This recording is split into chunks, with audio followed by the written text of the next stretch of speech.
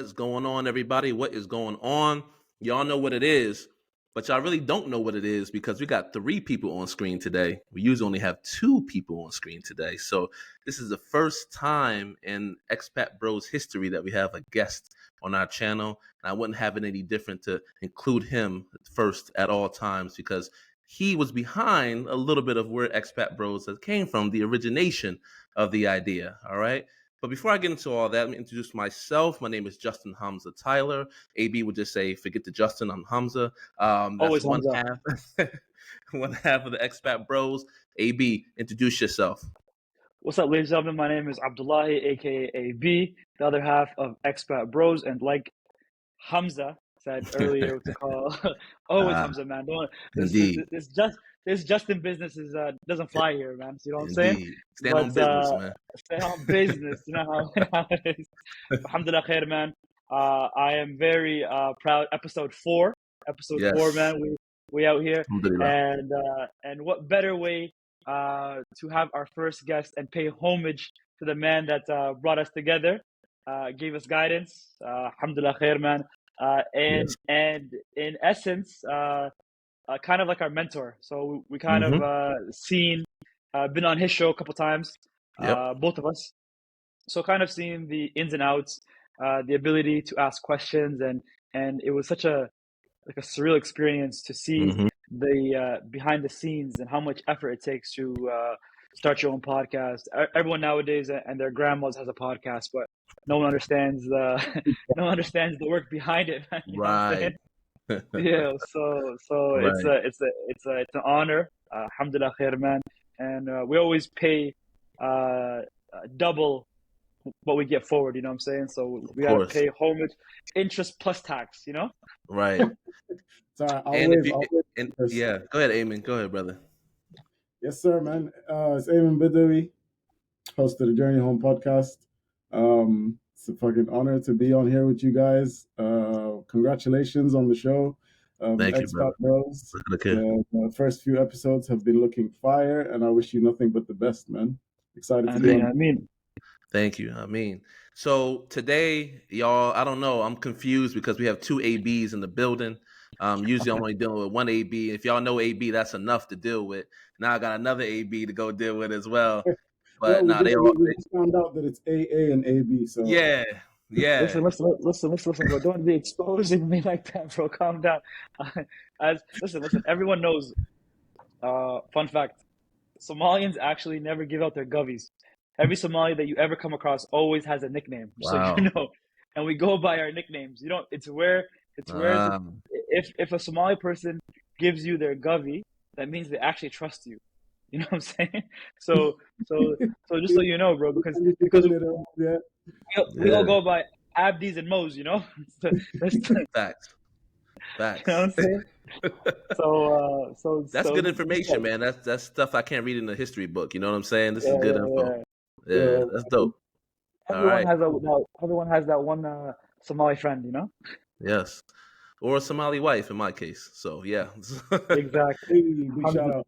Yeah. Alhamdulillah. Alhamdulillah. But yeah, so we're still gonna call AB AB. We're gonna call Amen B or Amen or Journey Home or any of those also known as, right? So but these are guests, esteemed guests today. Amen. Bali? That's all I'm gonna throw out. One word, Bali, and you can give me more words than that. But how was that experience? I just came back from a 10-day trip in Bali.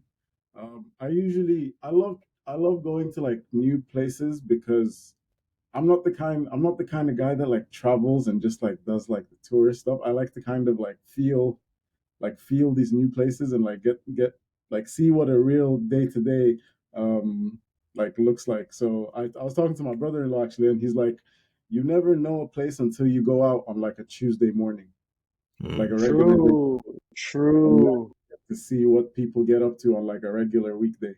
Wow, that's a deep line. Yeah. So it was really cool, man.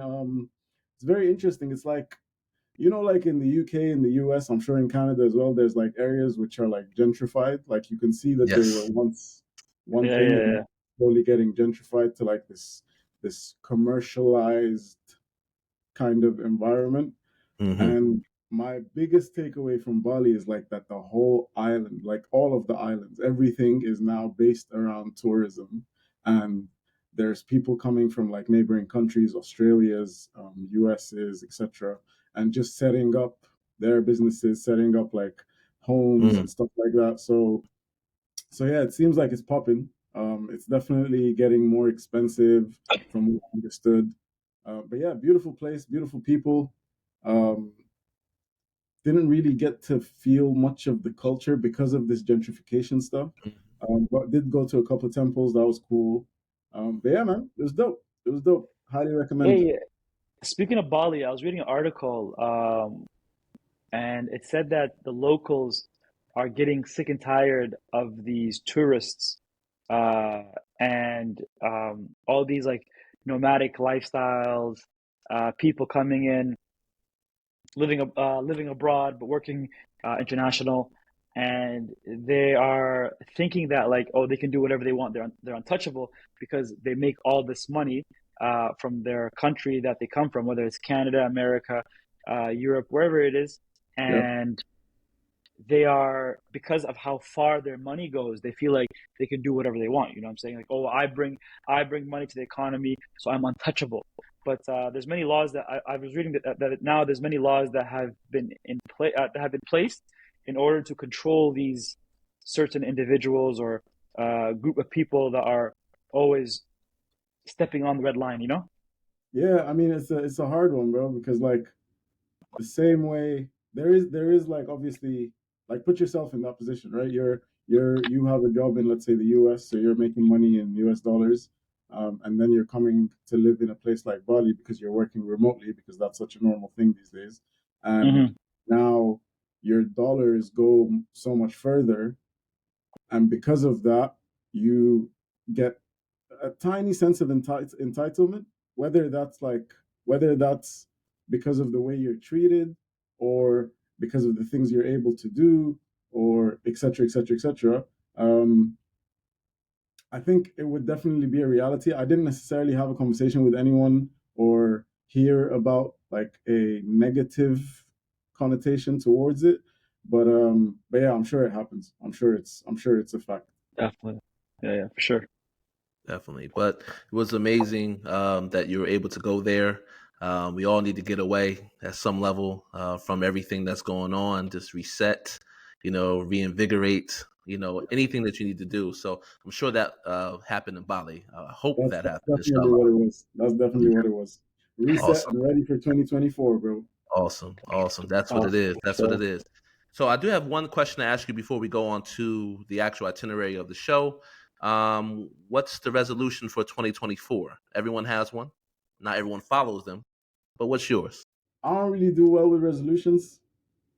I only do reservations. Ooh, Not even, bro. Not even. I wish I could kickstart that, but no. But basically, what I like to do is instead of saying, "Oh, my New Year's resolution is to start going to the gym and start working out," I think the three main things for me, and it's just three words. It's abundance, and just like changing this mentality of knowing that everything is abundant, nothing is limited. I don't need to fight anyone for anything because there's enough to go around, right? That's the first one. The second one is health, overall health. Like, I'm not just talking going to the gym, I'm talking about just being healthy physically, mentally, spiritually, all of that. And the third one, It was so good.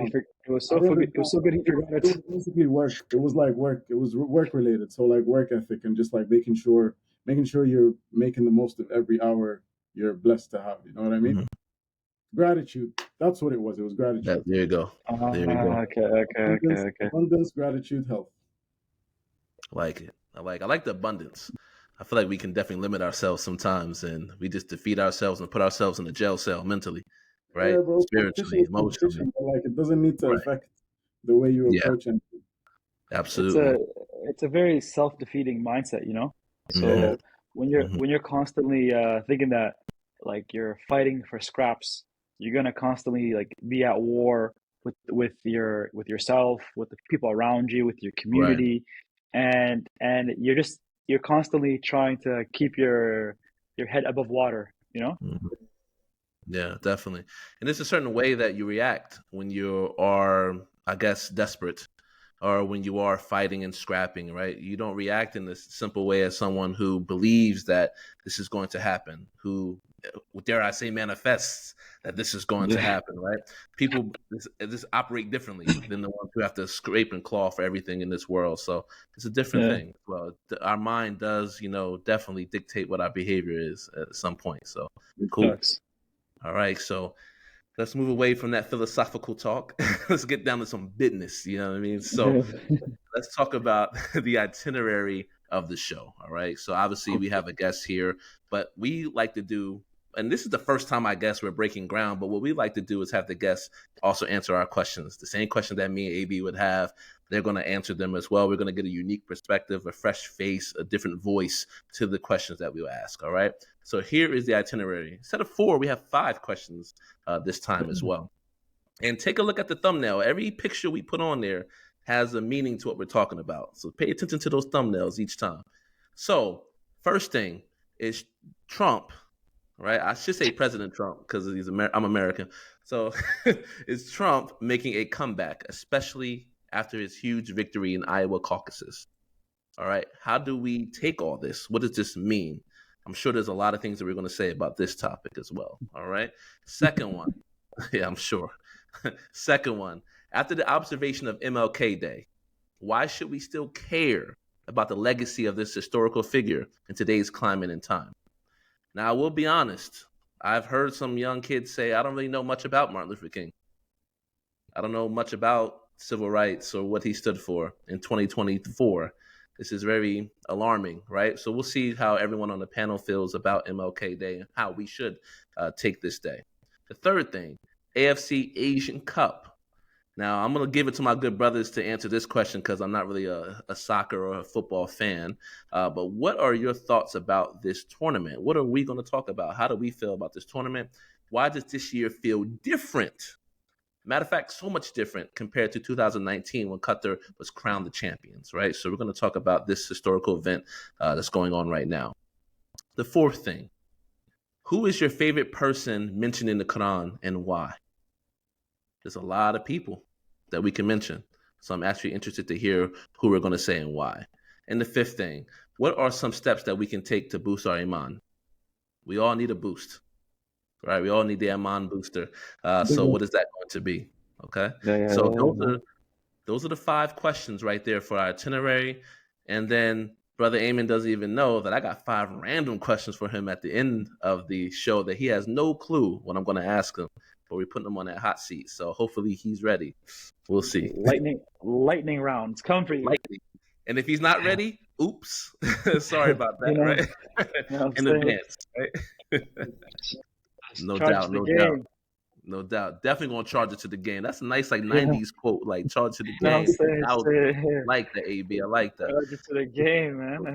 No doubt. That's where it's at. So you know what it is. Without further ado, let's do what we came here to do. You dig? Let's go. First question. And Brother Eamon B, not AB, Brother Eamon B.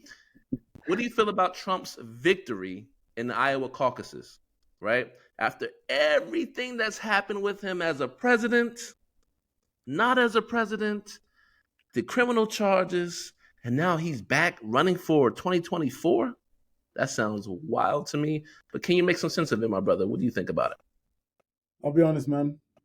I'm really not the biggest politics guy, especially when it comes to the US. I'll be very, very honest. I genuinely sometimes understand how things work there. Fun fact, it doesn't work. You see what's going on, right? You already answered your question. You know more than most people. It makes no sense to me. But what I will say is, given the current climate of the whole world, to see that Trump is back in the mix of being the president of the US, with everything going on with the big the Palestine-Israel conflict and the big conflict areas in the world and stuff like that. Seeing that he's back in the mix, I don't know, man. I don't get a very comforting feeling from that, man. What do you think, AB? I'm gonna say it last. I'm American, so I'm gonna reserve mine until the end. So go ahead. Yeah, because CIA might book you. You know what I'm saying? So you gotta be careful. They already on my tail, so you might be your phone might be tapped. You gotta be careful what you say. Hey, listen, it might be. You never know. You know what I'm saying? It could be my day any day. You know what I'm saying? But what do you think about what's going on, AB? The thing is, like Eamon said, because even us, like as a Canadian, we get whatever the U.S. does, we follow suit. You know, so we are basically like you could say like we're kind of like the little brothers of the U.S. As much as we have our own, we follow the monarch of UK and all these things. We're pretty much American, to be honest. Like the way we move, how when you fluctuate, we fluctuate in terms of markets and economy. Now, in terms of Trump,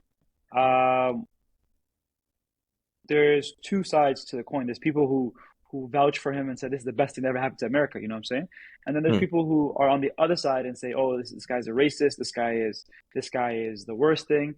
And the 4 years he was ruling or whatever his presidency, he set back so many rules and so many things and so many executive what do they call it? Those executive things orders. Executive orders. Yeah. So this guy signed bare executive orders. Like as soon as he walked the office, he just kept on signing like he was LeBron James, just giving out autographs, you know? Endorsement deals, bro. Just signing them endorsement deals. Hey, look, when you sign autographs, you can't sign with a black pen because I think they can reproduce it. Correct. So that's why I think you have to sign with a blue pen. That's some inside knowledge. We're giving y'all some inside knowledge here. So yeah. But listen, but there was speaking of that, there was a great episode in the first episode when Dave Chappelle came back, okay? And when he did his first Netflix episode, because he had 3 Netflix episodes in the beginning, because when he came out in his comeback, he spoke about Trump, and he spoke about the Trump era, and he gave a great perspective, and he said that if you are rich, Trump benefits you. He goes, it doesn't matter if you're black or white, if you are rich, the tax write-offs, all these things, Trump benefits you. And in terms of the economy, he actually benefited the economy. Say what you want, he was good for the economy. Whether you like his personality or whatever he said, that's a whole different story. But if you're a country and your country's economy is booming, then the question is, does personality really matter? That's my question. Because on the flip side, we have someone who we like their personality in power, and then now not looking so good, you know? You're not looking good, buddy. So it just depends. It's like it depends, and if you watch that Dave Chappelle episode, that Dave Chappelle comedy show, the first one, he really puts it in perspective where he's like the only people that didn't benefit from Trump was the poor people, and that just depends on your understanding of what poor is and how it works and all this stuff. So was he doing cuts? Yes, he was. Was he doing things was he saying things that he shouldn't have said? Yes, he was. But let's keep it real. Which politician does things that we like? He also like unemployment rates improved, if I'm not mistaken. Yes, they dropped. Because the economy, the way the economy is a direct correlation of unemployment rate. So if the economy is high, unemployment is low. So and the amount of jobs he put back into the ecosystem, a lot of things he did. But the issue is that, don't forget, America is so polarized that it's like left versus right, blue versus red. Like they have to have like team A and team B. It's so polarized, and these labels is who defines who you are and what team you support, and it's so polarizing in that sense. So these guys, and Trump was probably one of the only few guys that exposed what was going on in the White House. Like he's when Dave Chappelle said the best thing. He in one of his SNL monologues where he said Trump, when Trump did his press conferences, he kept it a buck. He said exactly what he's gonna do, and he said and then the people on the inside were like, oh, don't do that. We are going to expose you. Like, well, he goes, don't worry. He goes, I'm going to expose you before you expose me. So he basically like a reverse Uno. So he's like, and he still won. And that's also why he's winning now, because he's so transparent. He's corrupt. Don't get me wrong, 100%. But he's so transparent where he said, this is how you win. I'm winning based on these methods with the same people that you guys hate on the other side. Yeah. You know what I'm saying? So it's that's why he's so likable. That's why like he's likable. Like Trump is very, very like I think I would love to, if I was to ever do a thesis, I would study his campaigning. And I think he's one of the most, besides certain things, I think he's a very interesting politician, to be honest. I mean, just before Hamza, you go, just to add to what Ayyub was saying, I think the thing that makes Trump a very interesting like politician or like presidential candidate is he's a businessman first, right? So yes, he knows how to do well in business. He knows how to play the marketing game. He knows how to play all of the business game, right? Whether that means he's a good politician or not, I don't think so. But when it comes to winning and when it comes to like playing the game and just making money, which is economy and stuff like that, I think he's like he might be good at that. But then does that mean he's going to make the right decisions when it comes to like different issues, like world issues and like global issues, like real issues that are not economical? I don't know. But the question is, so like you said right now, right? And here's the biggest question: is running a country the same as running a company? No, absolutely not. It's not because it's not. So, but yet he had policies to pass and the economy to. So when he came, his don't forget his campaign was what? I'm gonna get the economy up again. That was literally his. Say what you want about the other scandals that he had and whatever he did is that's a different. But his main point on his campaign was, I'm gonna get the economy back up, and that's why you should elect me. We're gonna drain the swamp. We're going to give back the underdogs a chance. You know, typical politician rhetoric and all that stuff. He you know. But you know, AB, I think that you could look at it a couple of ways. I've seen it this way, especially if people are focusing on the facts. I've seen people look at that's very Republican. I've seen people say if you focus on the feelings, that's very Democratic. Correct. Right? So, like, depending on our lens of how we look at things makes us who we are, right? Obviously gives us, you know, that little pizzazz, that it factor. For me, it's just remarkable that this man has made such a comeback after, I think, I have stats here, by the way, after 91 criminal charges. He's the first president, right, to ever been indicted for any criminal charges, and he has 4 of them. The first president in our 234-year history of the United States of America. 91 criminal charges. He incited the January 6th U.S. Capitol attack or the insurrection.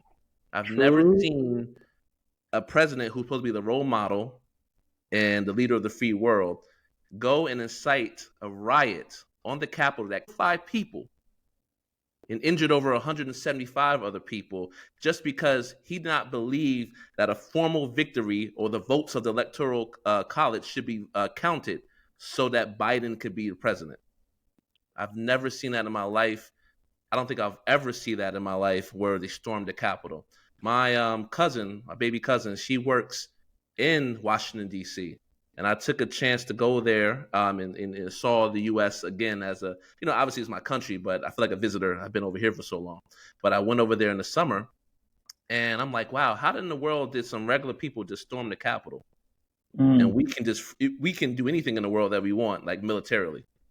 It just didn't make sense to me. It didn't make sense. But one man did that, all right? Just if you look at the politics of who he is as a person, for me, I'm not interested. I'm not. I won't even get to the politics. I'm just looking at who he is as a person, right? But it's all about our priorities and our preferences. What are we looking for as a voter? Some people love, some people love him as who he is, right? Yeah. They love that he's not a politician. They love that he's going to tell the truth. They love that he's going to expose things. They love that he's a businessman, right? Even if they're not the people that he's talking about. Facts. Right? Let's see the Midwest. The Midwest loves Trump, but he's not really catering to what they want, but they love who he is as a person, love what he stands for, what he's trying to do for the country, right? And so that's why in Iowa was like a shock, like, wow, he really won the Iowa caucuses. Huh? That's interesting. And he has not only like a small lead, he has a stranglehold, I would say. He demolished them. He demolished him, right? Yeah. And I think you said that in the show notes, like he demolished the Iowa caucuses. Did you see the? I was watching. Speaking of the Iowa caucus, which also caught me off guard too, because like you said, this guy is pulling Wilt Chamberlain numbers. Like this guy, like Trump is one of the only guys that got double impeachment and indictments. Impeachments. Wow. Double. Like that means he beat one, and they had to stick a second one on him, back to back. People don't understand that. People don't, like, you have to as robust as his CV is, his criminal charges are up there as well. Don't forget, like this guy, this guy, like he's like, I'm telling you, bro, he can go to Wilt Chamberlain and put that 100 points. Put that 91 up. You put that 91 up. Criminal charges. You know what I'm saying? But the crazy thing about the Iowa thing is, bro, it's like it was like bird food, like bird feed. It was so vast that this guy could have given votes away to his other contenders, and he still would have beat them by a mile. That's how like it was so embarrassing. So and it showcased that, like you said, Hamza, it showcased that people fully still believe in this man regardless of whatever he's done in the past. So he has a chokehold, and I'm pretty sure it's not only Iowa as well. Like because now they're still picking the RNC, the Republican representative, and the Democrat. Yeah. So the only competitor he has on the Republican side is Ron DeSantis. What's his name? Yeah. DeSantis. Ron DeSantis. Florida. Ron DeSantis. So that's the only competitor, and it's not the guy in Texas. I forgot his name as well. But Ron is the only one that can, like, maybe give a run for his money to represent the Republicans. But even now, even with this guy's, because don't forget, he's still going through a court case. This guy is still going through court right now. Multiple court cases in different. Pick what state. Yeah. So state. No, but I'm talking about the most recent one, like the big one, where because this guy, even as a president, he's going through cases regardless. Mm-hmm. So he's going through cases in his past businesses and whatever. The only thing different was at the time he was a president, so they couldn't touch him. But now, this current one is like, and that's why he said something recently. He said if I become president, I'm going to basically get rid of myself of this indictment and free myself, which shows you the power of corruption and what you can do, and it's but bro, I'm telling you now, Iowa is one of many. Don't be surprised if the whole South just is pro Trump, those states, so yeah. I mean, it remains to be seen. We'll see. The only thing I'll say to close out this topic so we can move on to the next one, only thing I'll say is I love my country, but some things I just don't understand. Just don't get it. Don't get it. You and me both, bro. Yeah. Thank you for that vote of confidence, my brother, because I just don't get it. We're going to move on right now. AB knows this. I got to write down my timestamp, because we're going to move on. I got to do the post-editing, you know what I mean? But While this you, topic, While you forgot the most important thing, man. You have to tell our boys, our fans, to make sure you like, subscribe, share, engage. Come on, man. Got that, man. Make sure, man. Tell us what you think. Tell us what you think. This is why I got you around, brother. This is why I keep you, man. This is why I pay you the big bucks, because you're always going to help me remember things that I don't remember, I got the gray hair coming in. I'm getting older now. I really appreciate you letting the people know about that. Thank you, man. I really appreciate that. People know, man. It's not notification bell too. Notification bell. Yeah. It's not often we have a guest, so let them know. True. Let them ask questions who the guest is. This sharp-looking guy. You know what I'm saying? So right. Let the engagement roll. And I'm going to take the time, because we're going to plug it later on, but I'm going to take the time to say, hey, look, if you're on YouTube, go to the Journey Home Podcast, right? Or I think it's at the Journey Home Pod, right? Yeah. You can find it either way. Check out the channel. Check out my man Amen B's channel, all right? So we're going to plug it up all ways, these different ways, right? And I appreciate my brothers. Let me know. Yes. So let's move forward before I forget something else. Let's move forward to the next question, right? And I actually really love this question. I think everybody on the panel will love this question. So we just observed Martin Luther King Day. Shout out to Martin Luther King Jr. and his family. But why should we still care about the legacy of this historical figure? Does it still matter in today's climate and times? Does it matter? Some people said it doesn't, especially the younger generation I've talked to. They said it really doesn't matter as much. But let's go to AB first. AB, what do you think about MLK Day, his legacy, and does it matter still today? 100% matters. 100%. For the easy, the short answer is yes, it matters. But the reason why it matters the most is there's a famous quote, and I'm pretty sure you guys know the quotes as well, where it says, "Hard times create strong men. Strong times create." Strong men create good times. Good times create weak men. Weak men create hard times, and the cycle cycles. So it cycles. So in America is going back to it's one of the most polarizing, where there's so much history, and the reason why America is because of its history and how much of a melting pot it is, and what it's gone through, and one of the biggest things. People don't understand this, but one of the biggest exporting goods that America exports, you'd be surprised, is actually culture, and particularly black culture. Yes. Okay, so black culture is one of the most lucrative, one of the most contagious, and one of the most infectious things that they export.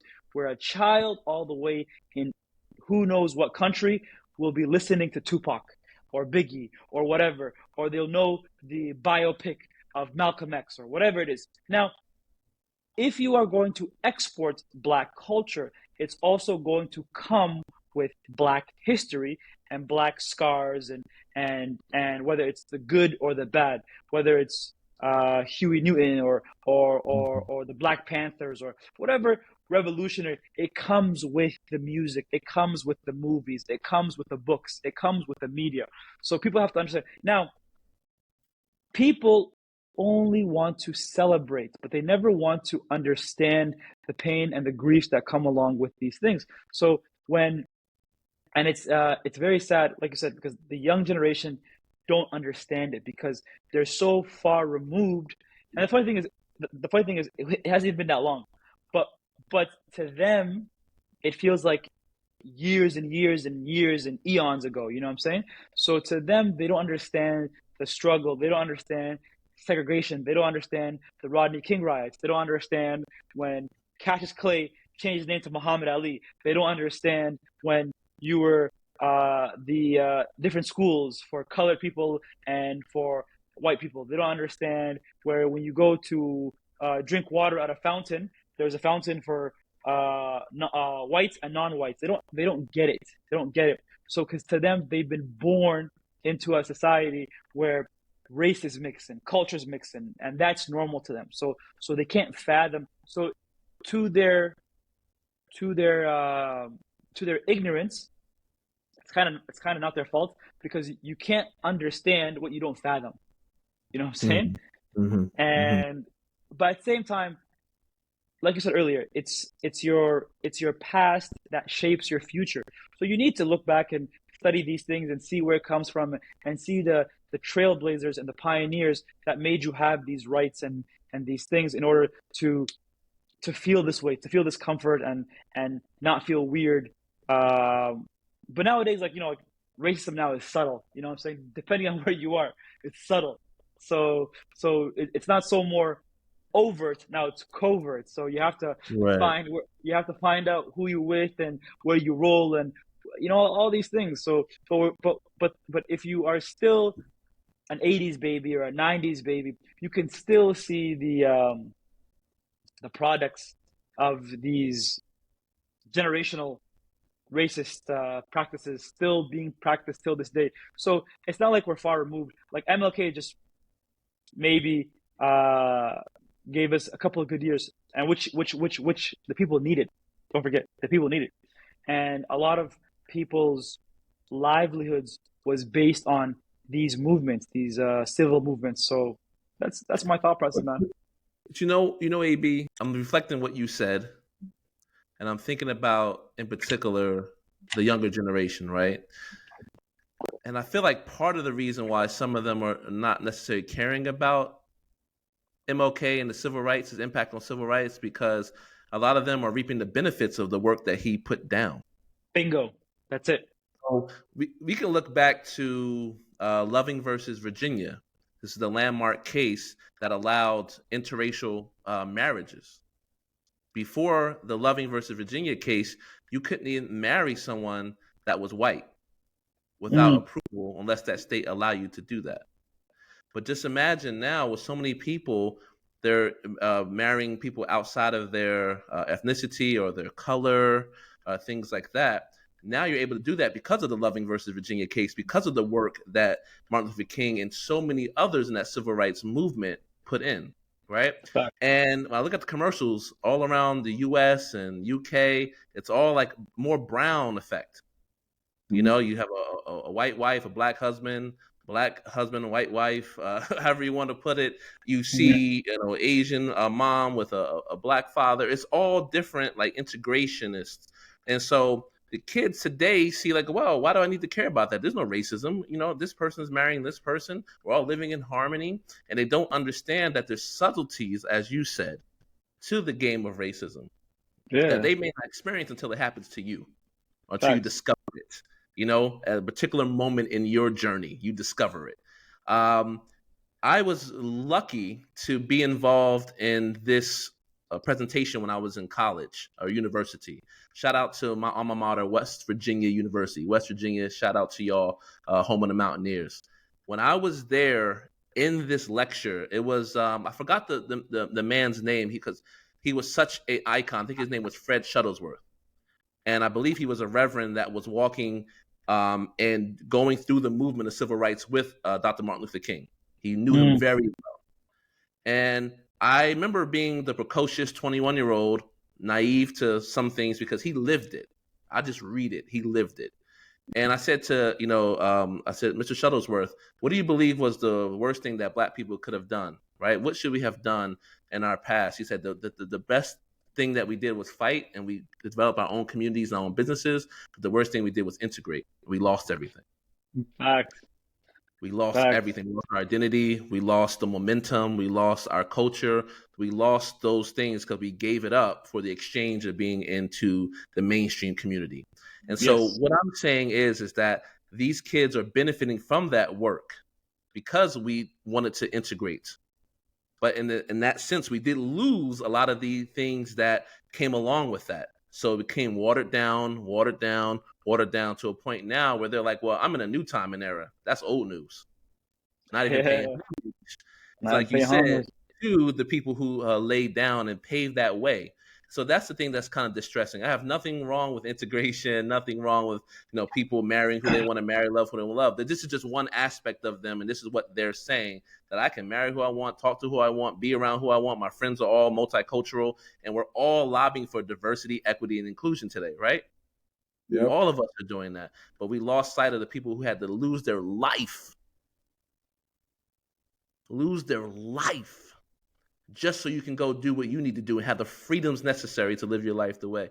That's the only problem I have. Just pay homage, pay respect, understand that it happened, and understand why you're here because of the history that was happening before you. So hopefully that makes sense to everybody, but that's kind of the way I saw this question when I looked at it. And Eamon, what do you think? Eamon B, what do you think about this? Do you have any connection to MLK? Because I know I'm the only American here, but we all felt the reverberations of that. But what are your thoughts on it? Yeah, man. I'll be honest. So I grew up in the UAE, right, which is right here, neighboring country in the Middle East, right? So MLK Day to me, the way I found out about it, this is honest truth, is through the NBA. Speak it real. Really? NBA, yeah. Really? Yeah, always have MLK Day games, right? Yeah, they do. Yeah. Warm-ups and stuff like that. But listening to you guys speak right now, and something that really resonated with me was the U.S. being the biggest exporter of culture. Even though I grew up all the way out here, and I'm from Sudan, I was born in the UK, so I have no affiliation to the U.S. really, other than the culture, which was portrayed to me through music, TV, movies, etc., etc., etc. Like I used to wear big baggy jerseys when I was a kid. Yes. I used to wear the double XL t-shirts. I used to wear the FUBU like tracksuits, the trainers, Air Force Ones, all of that. Where did I get all of that? I got it from the culture, which was exported by the US. So when you say, is MLK Day still important, and is it still something that's worth celebrating? I think more than celebration, it's awareness, right? It's creating the awareness for everyone all across the world who has received a part of this culture in some way, shape, or form, and adapted it into their lives.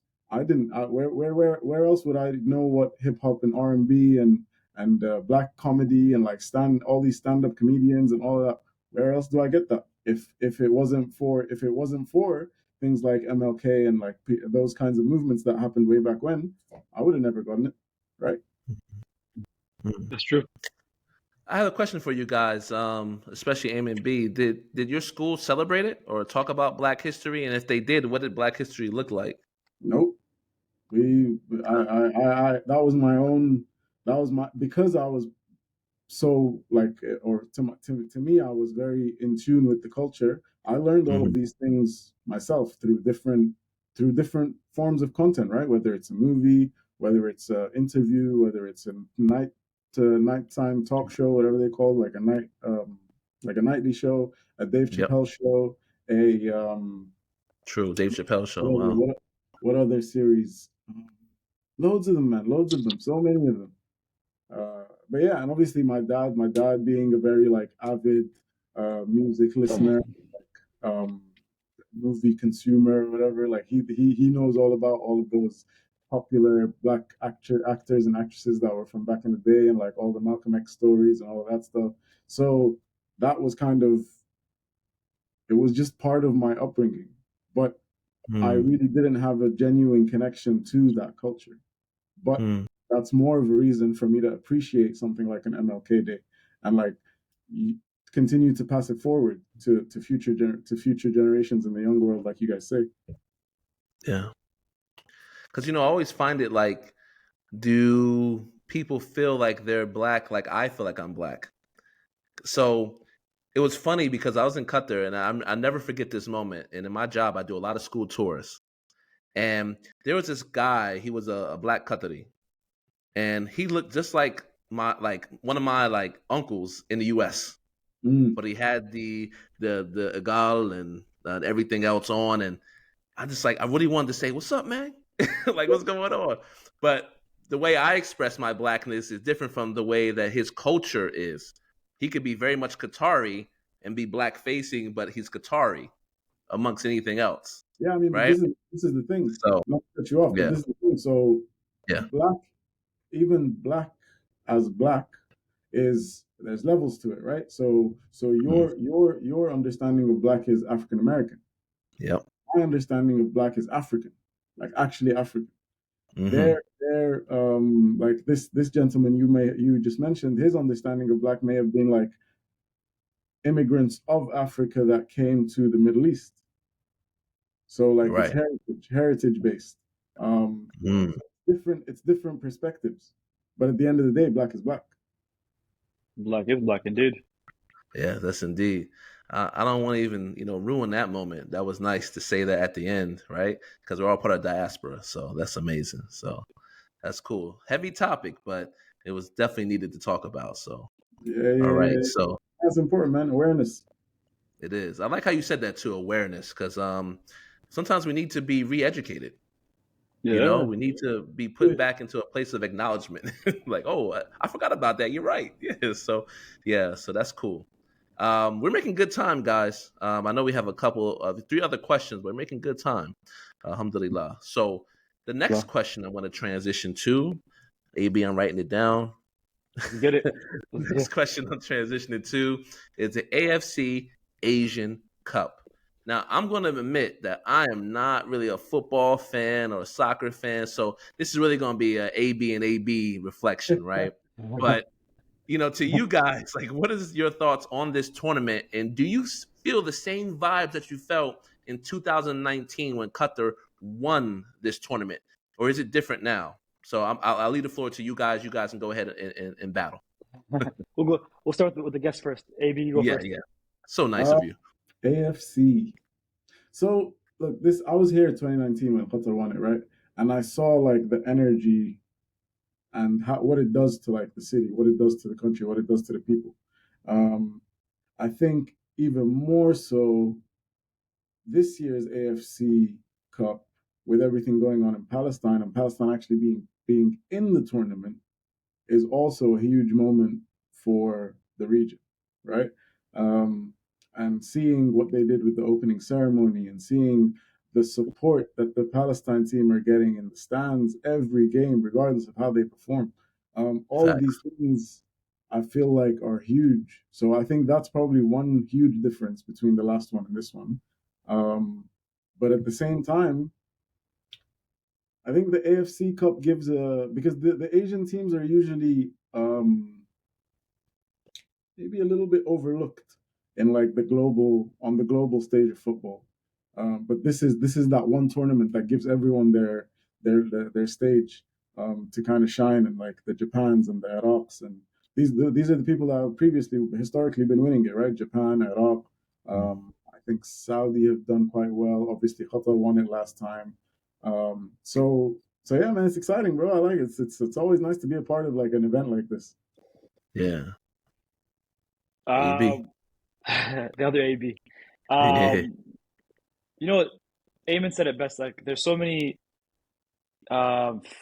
facets to this tournament. So, in the first AFC Cup, and like Eamon said, this AFC Cup basically is the other remainder teams of the world that get overlooked. Okay, it's a cup for the Asian side, whether it's the Middle East or South Asia, whatever it is.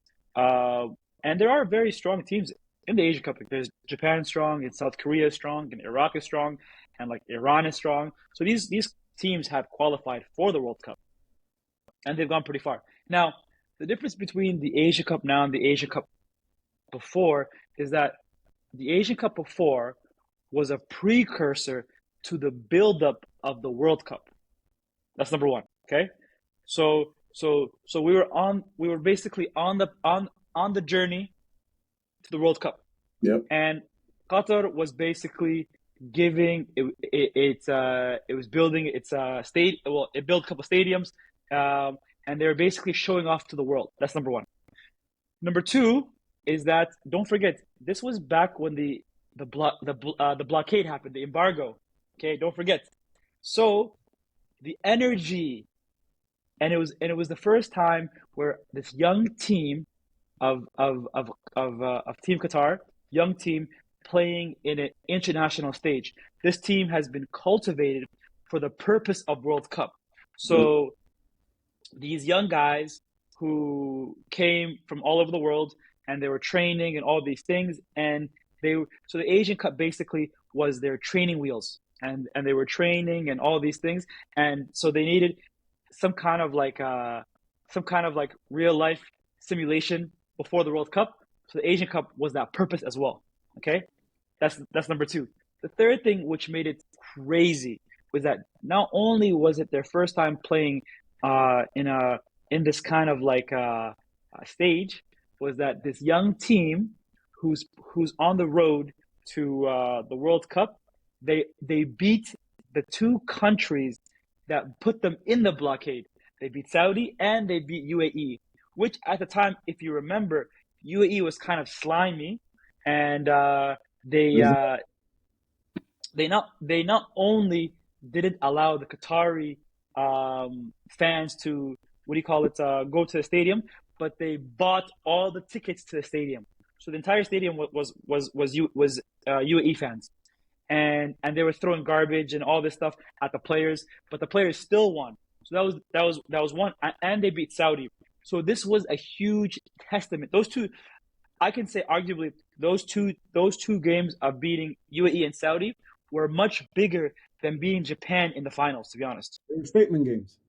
Yeah, they were statement games, exactly. So it was, and the funny thing is, they needed that young team, still same team for the most part.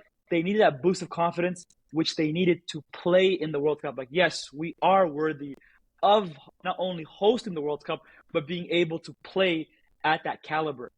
Okay, and then the country like exploded. Like, oh my, like we are here. Like these guys can do the things they need to do.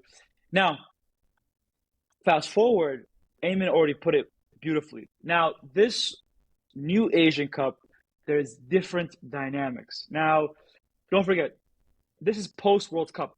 This country has already been spoiled with having the biggest world event in their country. There's nothing that will ever top World Cup. Nothing, okay? They've already tasted the highest level of fruits and the sweetness of that feeling that they'll ever taste. So anything after that will never ever suffice, okay? So if the energy is low, it's low. And if it's high, it will never be that high.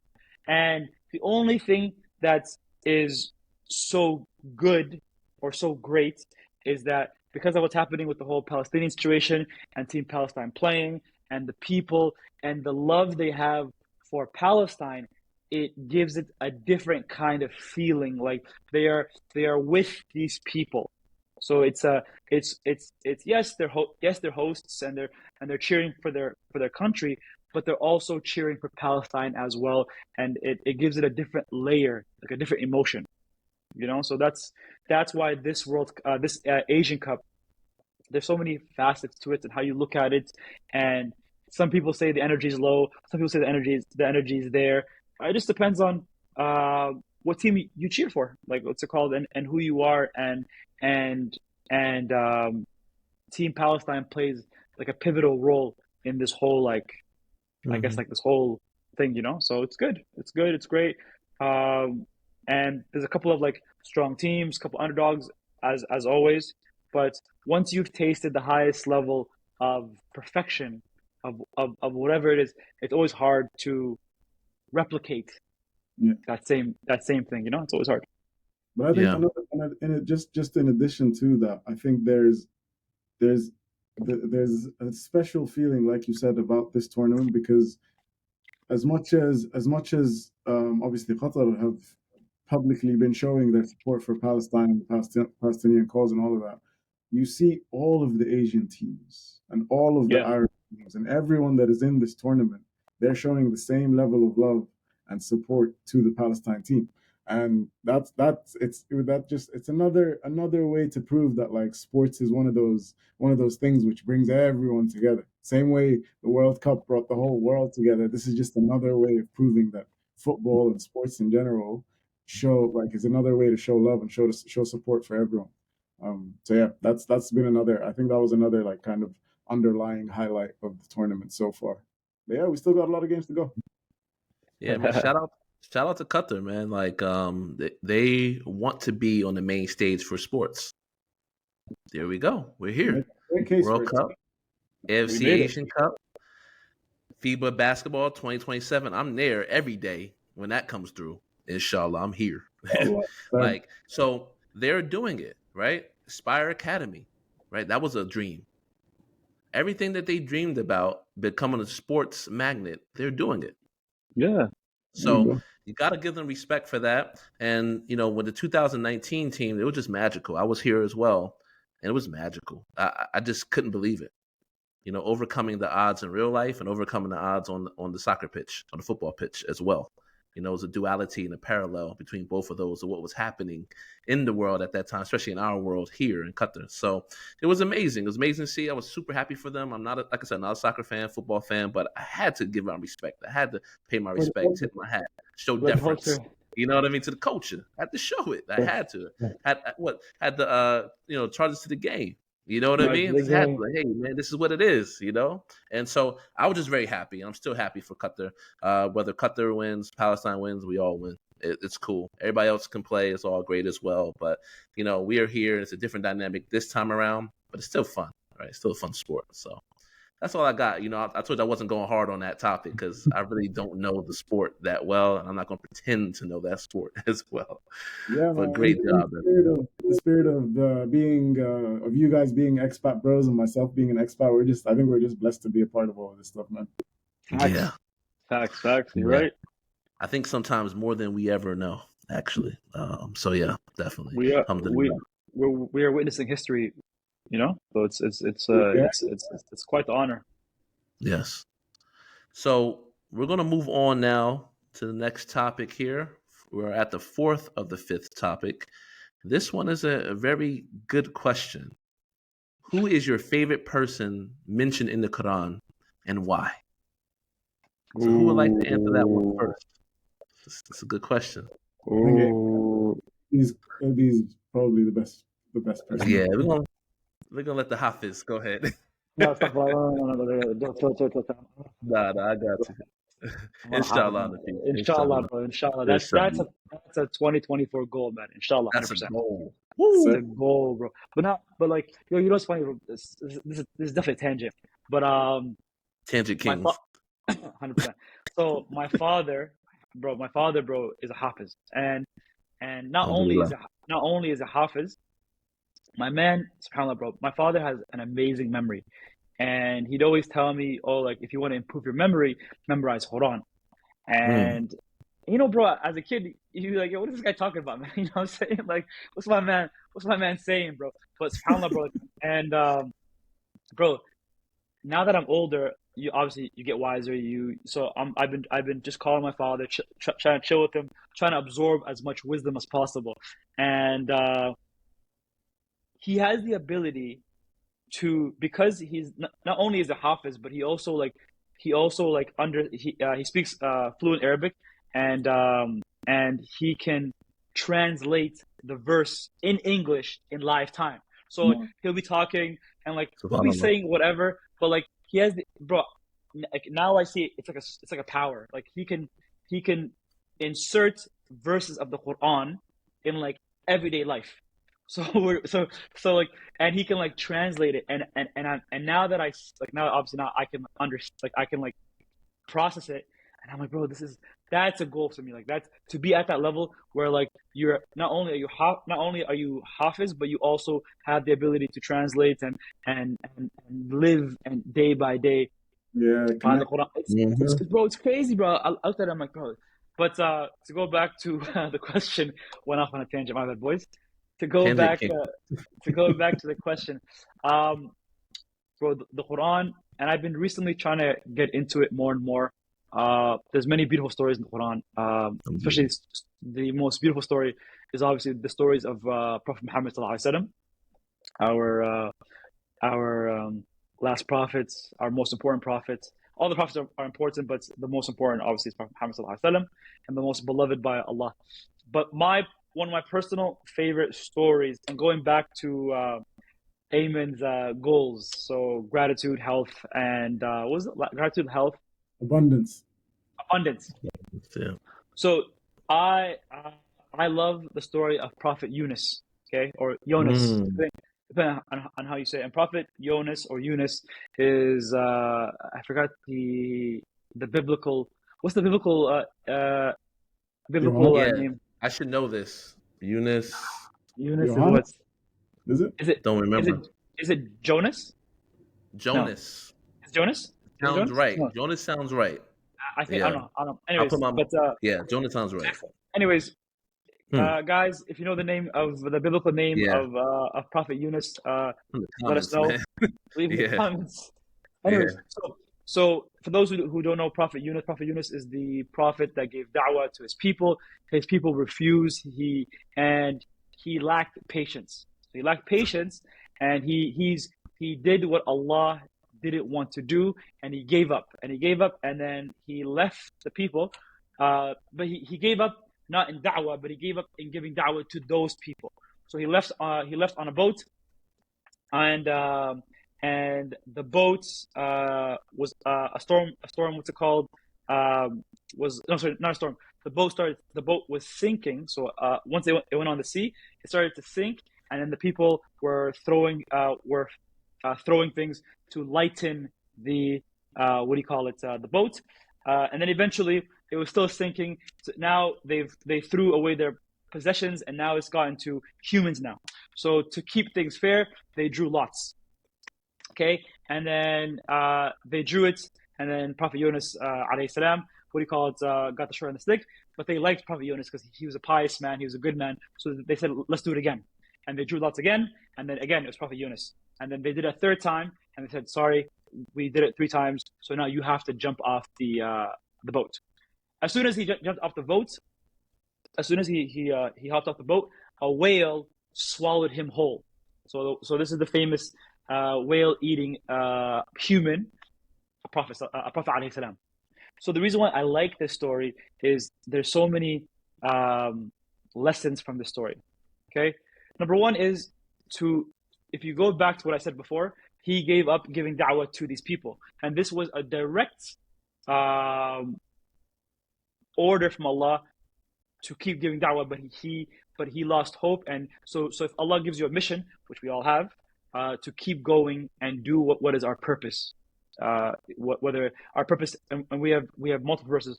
Our first purpose is a purpose to believe, to pray, and then to always give good. So give da'wah as well as humans. As Muslims, we're supposed to do that. Now, there was a particular, when he was in the whale's stomach. So you know what's called animals.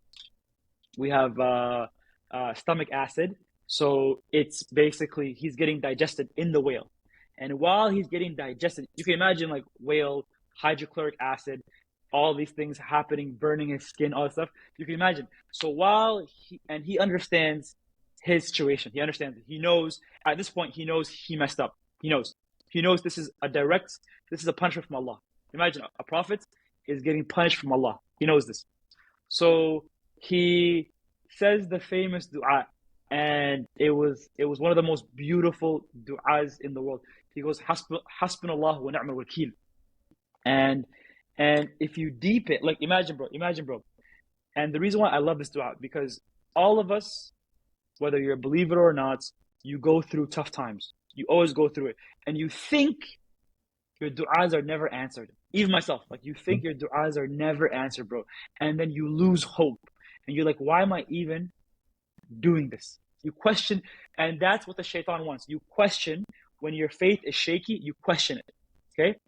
And his dua in the middle of the night, in the stomach of in the middle of the night, in the stomach of a whale, in the bottom of the ocean. So you have 3 darknesses. Okay, you have 3 darknesses. Take that in. Okay, these are like the darknesses. The darkness of darkness of darkness. Yeah. So you're in the middle of the night, under the darkest part of the ocean, in the stomach of a whale. So 3 darknesses.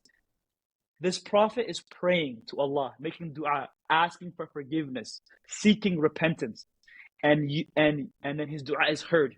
Okay, because to Allah, we think that Allah is like, it's hard to fathom that, because how does Allah hear all his creatures, whether inanimate or animate? How is he getting all their prayers and all these things? And Allah accepted his dua. Bro, imagine, bro, who's gonna find this guy? Who's gonna find him? Who's gonna find, like, which search personnel is gonna find this guy? Who's gonna find him, man? Like, definitely not the one with the submarine. They're not gonna find it. 100%, They didn't do it. And bro, if you really deep it, whales are known for going to the bottom of the ocean. On the bottom, like these animals are known for touching the trenches of the ocean and all these things, right? So you can imagine. And then obviously Allah accepts his prayer, his dua, and then the whale spits him out. So the whale comes to the shore, spits it out, and the story is so beautiful because it shows you that you never should. And I try to remind myself to always not lose. Like we pray, but like we forget the power we have with dua, like supplication. Like we forget that it's such a powerful tool, and this shows you how it doesn't matter how big or small your dua is, it's going to be answered. But the issue with humans is that we want it now. And going back to how yours ties in is the gratitude. Okay, so we're supposed to make dua when we are in need, and we're supposed to make dua and give gratitude when the things that we asked for have been met. So that's it's one of my favorite stories, and it's there's so many parallels that you could tie to nowadays, and how, like, especially, like, I always tell people, like, whenever anything good news, I tell Iman always, like, whenever anything good news happens, I say always hug your mom, because the dua of a mother is like the most powerful thing. You know what I'm saying? So whenever, like, people forget, like, that there's people praying for you, whether you know it or not. Okay, so you should always give thanks to those strangers' prayers, if that makes sense. And yeah, so that's my favorite story, and I always try to tie in those real life moments. Powerful.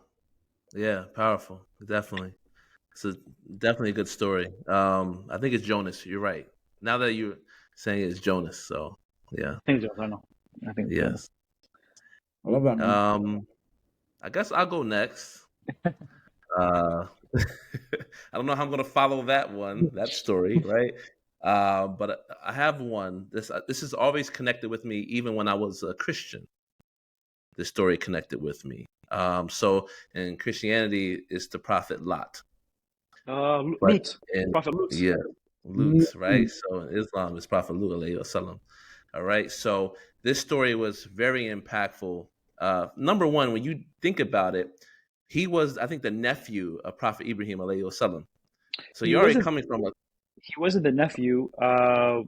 He, according to... That was uncle. That was his uncle, right? I don't think so. He wasn't. I don't think so. I think I could be wrong. I could be wrong. Yeah. I remember according to the scriptures,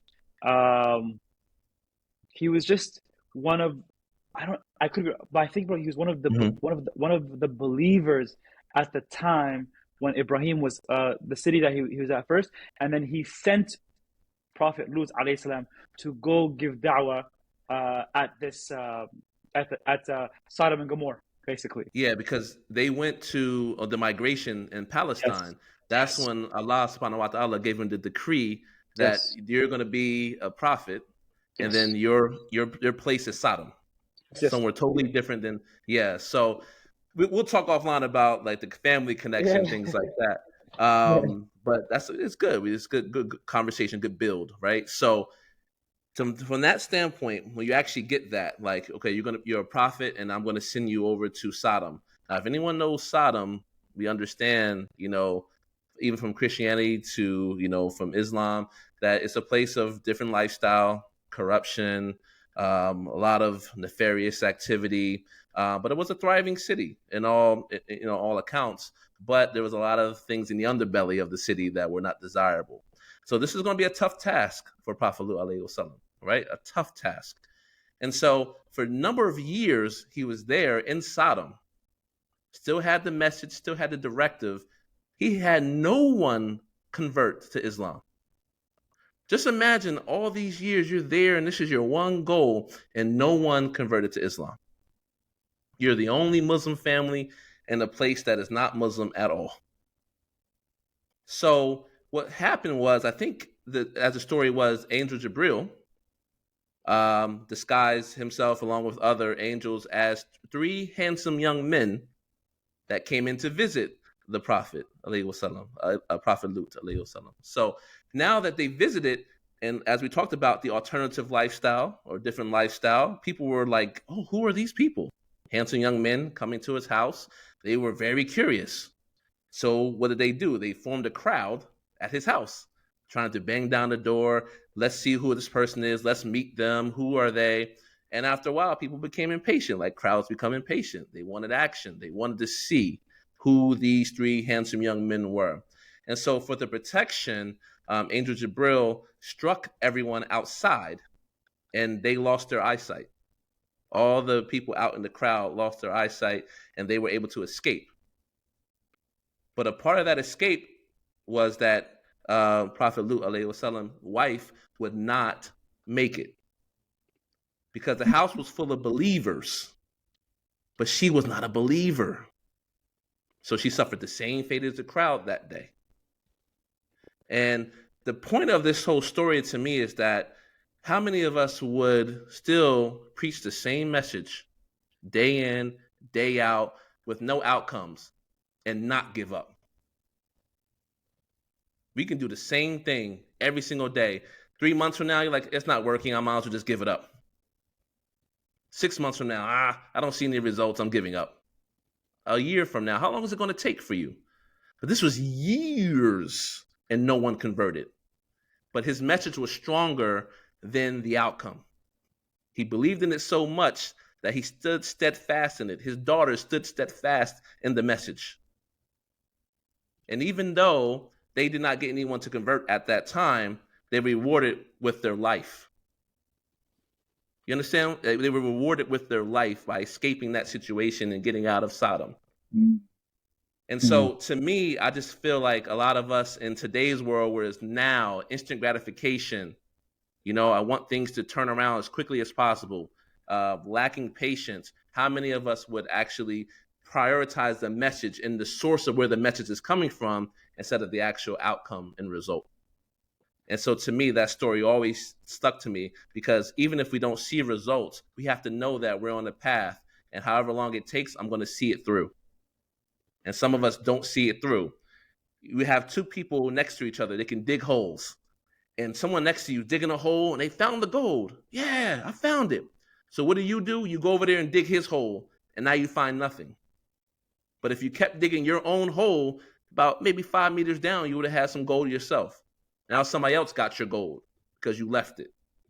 And so that's what I think about the Prophet Lut alayhi wasallam's story.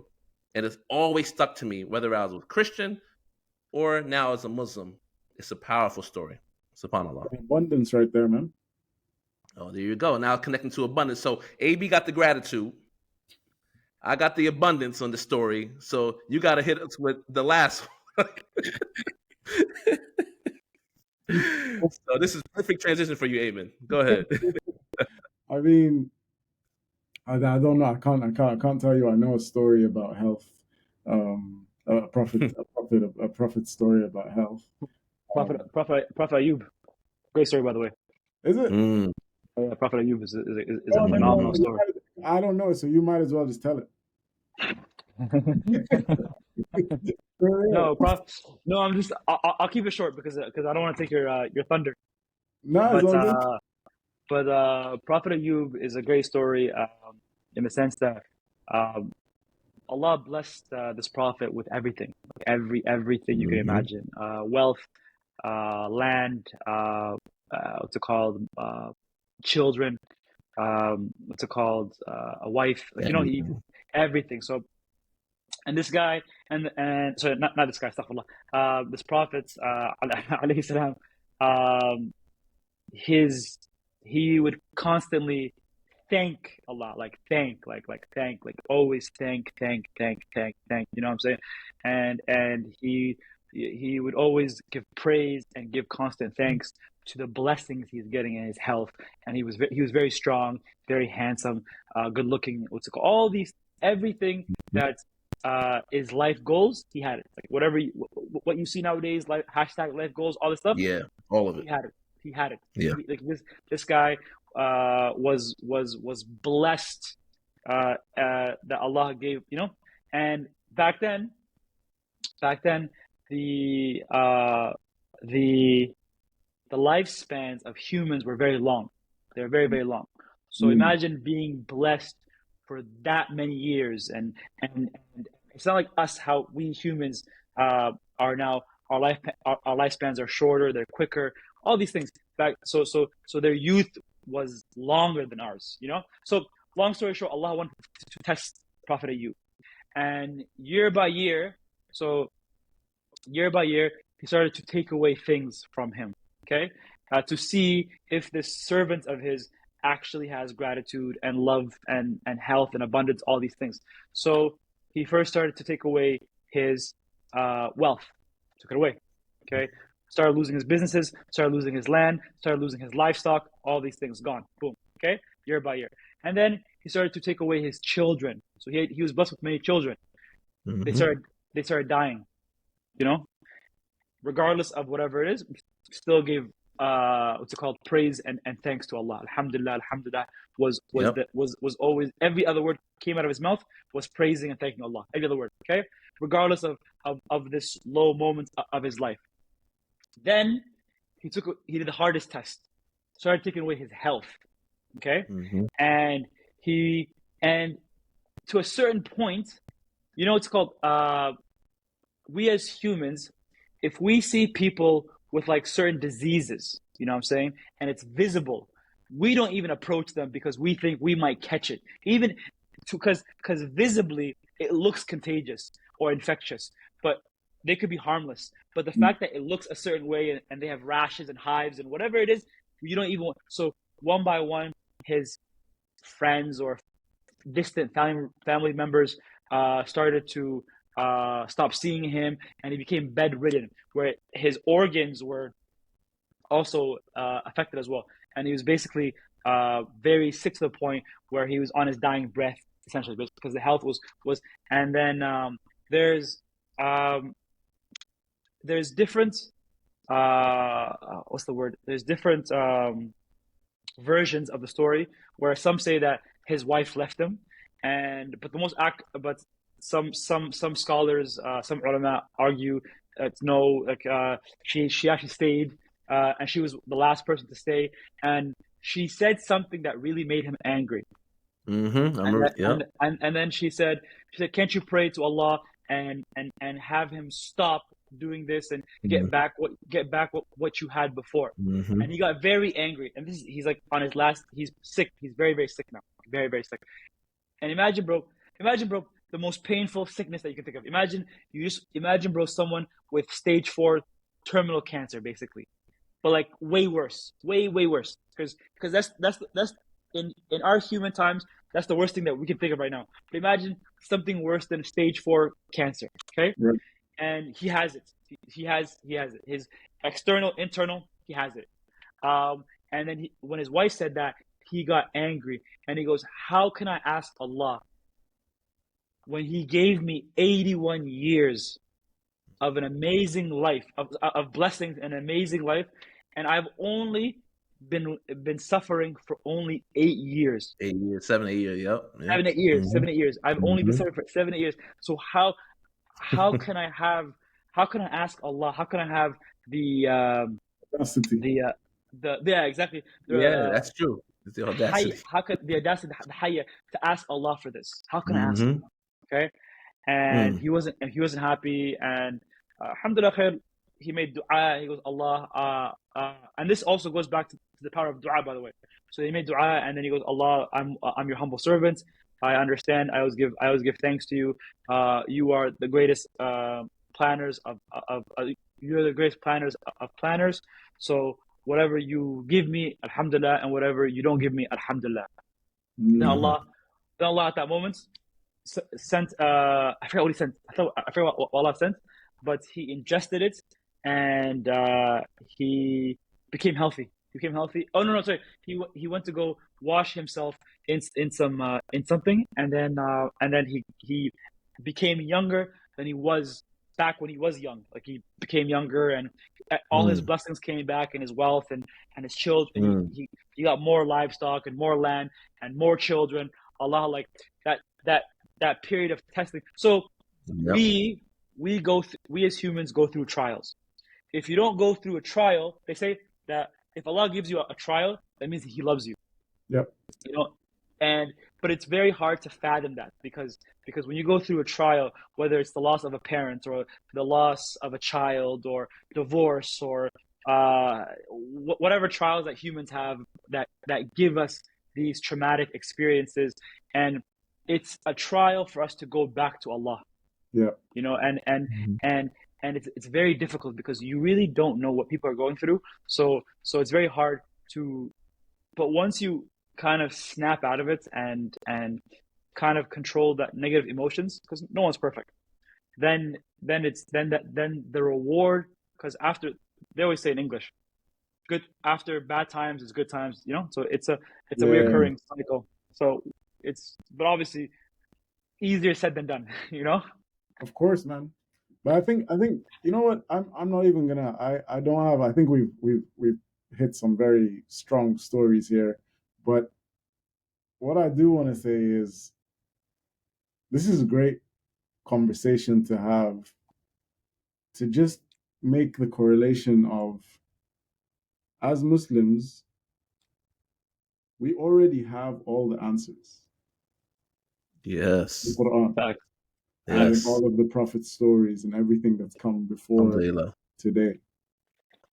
And I think what this conversation or what this question has kind of made me think is, all you have to do is just go and get that knowledge. And then you'll have all the answers to everything you need to do. Yeah. And I think for you guys to be sharing all of this on your platform is like, salute to y'all, man. This is fantastic. You know, I was reading I started reading this book actually. It's a really good book. It's called Mercy to Humanity. It's a really good book, and it was saying obviously Muhammad sallallahu alaihi wasallam being the last prophet, and we being the last ummah that Allah has given. Every prophet had miracles, okay, that's standard. And the crazy thing is, it's very hard to fathom some of these miracles unless you were that person that saw these miracles. Like to imagine a human throw a stick at the sea, and the sea splits, where water is such a devastating element, where it's thousands and millions, you know. So it's very hard to put that in our brains, but yet we still believe in it because it's in where? It's in the Qur'an, you know. And our miracle is the Qur'an. And we are the only people, we are the only ummah where we can benefit from the stories of the past ummahs before us, whether it's for good or bad, whether Allah is warning us about punishments that He's done in the past, or people that have praised Him, because there are many good stories about certain people who fled their nations in order to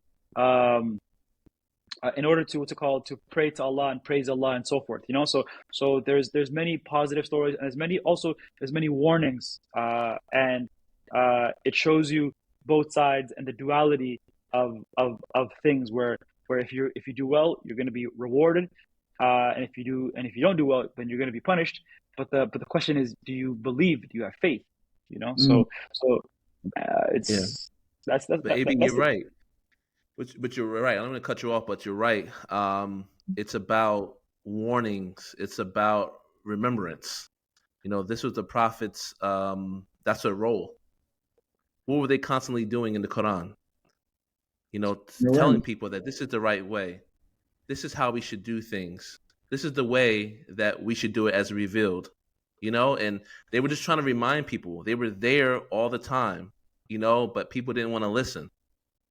And people needed miracles. They wanted to see different things.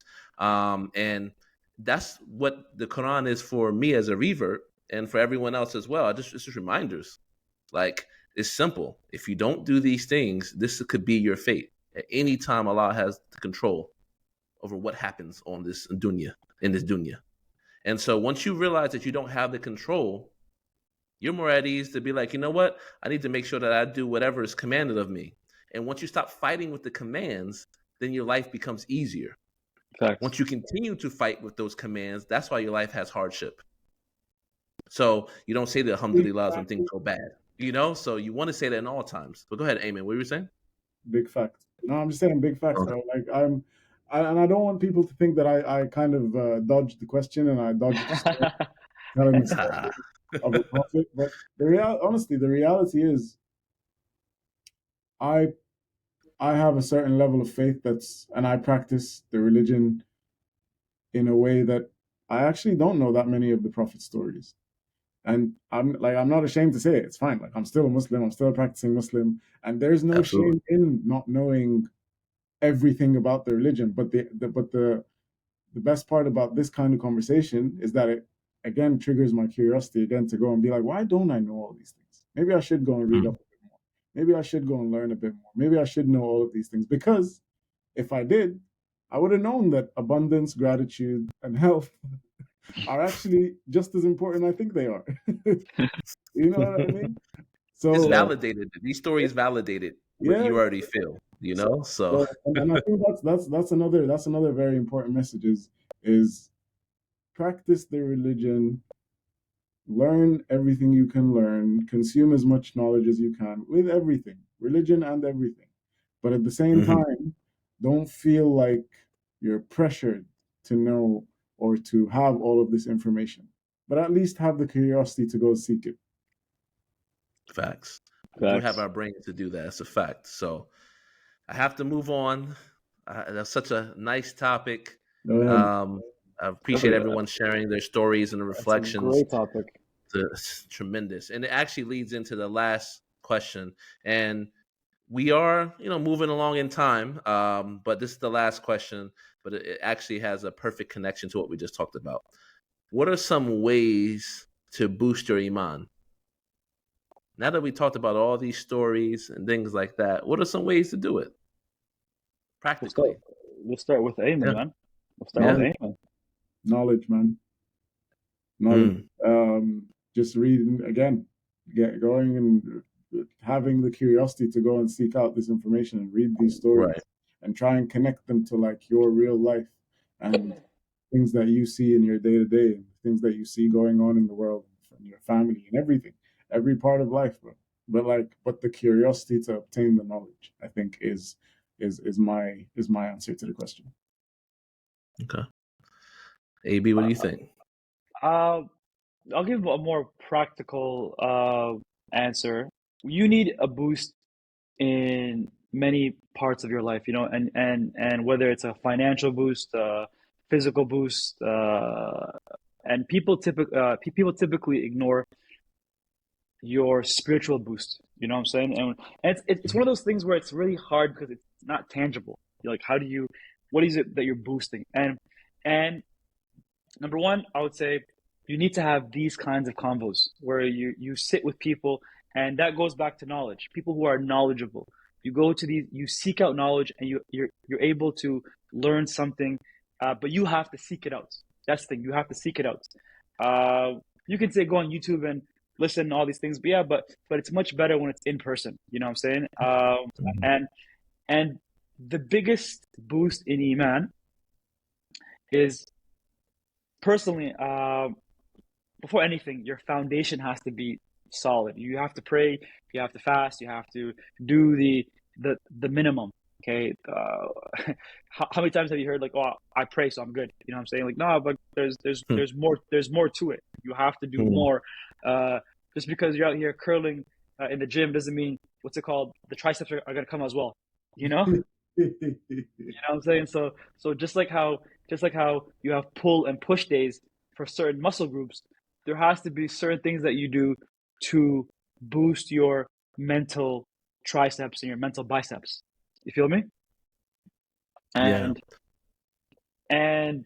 that being said, you need to seek out certain people, you need to have certain conversations, you need to check your circle. Are you having these, is the people around you reminding you about your Iman?